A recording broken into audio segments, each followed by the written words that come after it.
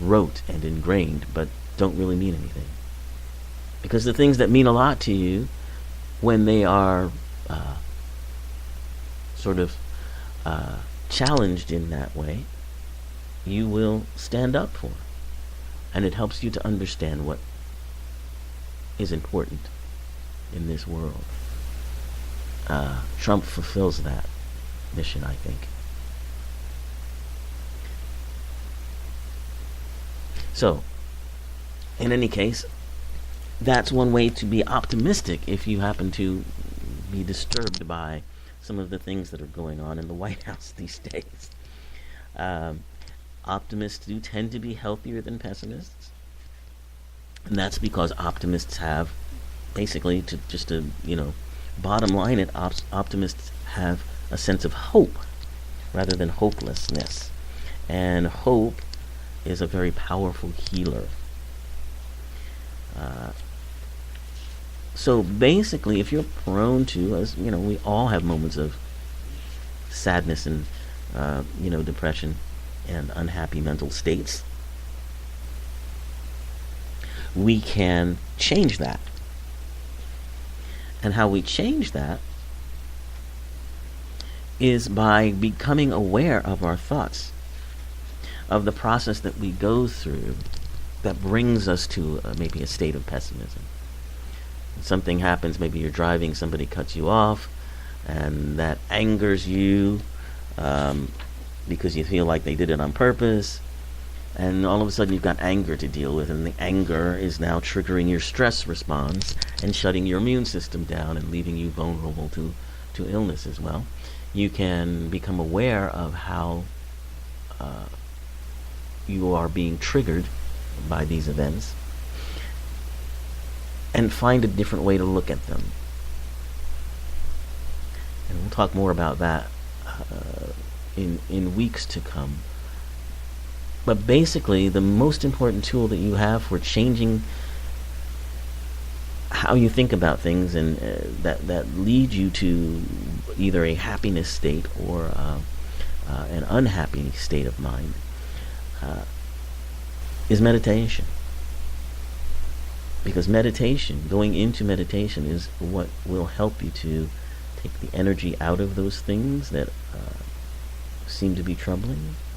They will help you to reframe and refocus, and that just the act that of meditation itself triggers the relaxation response.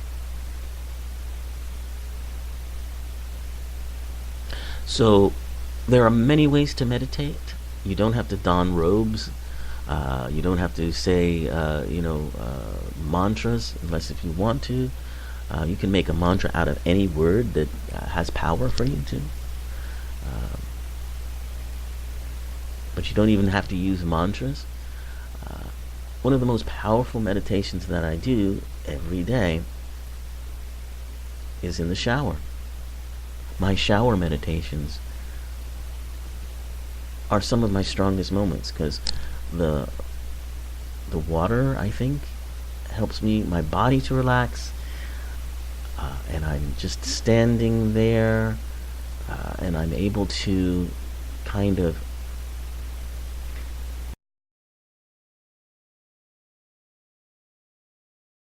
not much else going on. So for me, the shower is a perfect meditation place. But that might not work for you. You might meditate better on the move if you're walking or riding a bike. But there are basic steps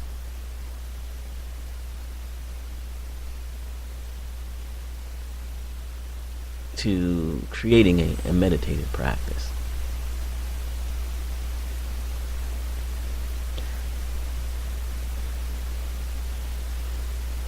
And they're steps that most traditions have used in their practice.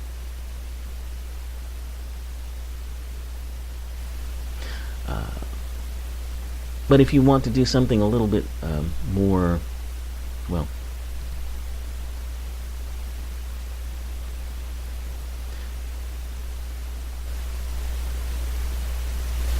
fancy, you can set aside a place in in your home, a corner in your room, whatever it might be.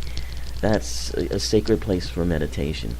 And if you do things like, you know, if you like incense, you could have those, or flowers, or something special that has kind of a sacred quality to it for you, not necessarily for anybody else or any religious tradition, but just something. Whether it could just be candles, but something that immediately puts you into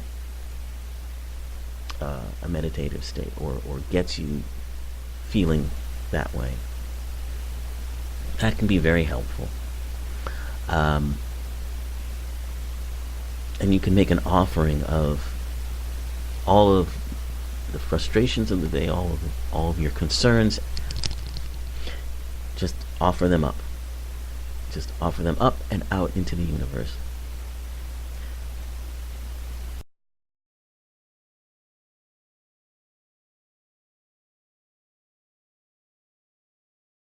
For the blessings that you need.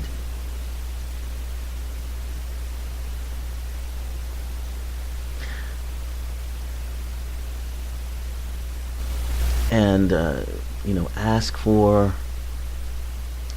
a sense of cleansing. I think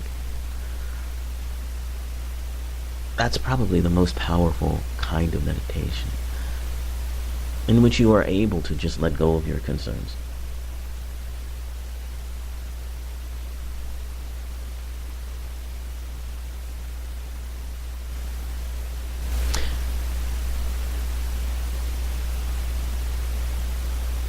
And then feel the energy return to you, and feel energized. So we're going to talk about different kinds of meditations where you can trigger your relaxation response, and also maybe change your thoughts, so that instead of being triggered into stress, you can use it to trigger you into relaxation instead. Kind of a jiu-jitsu trick in a way, but it can be done. So that's what we will explore more of next week. And until then,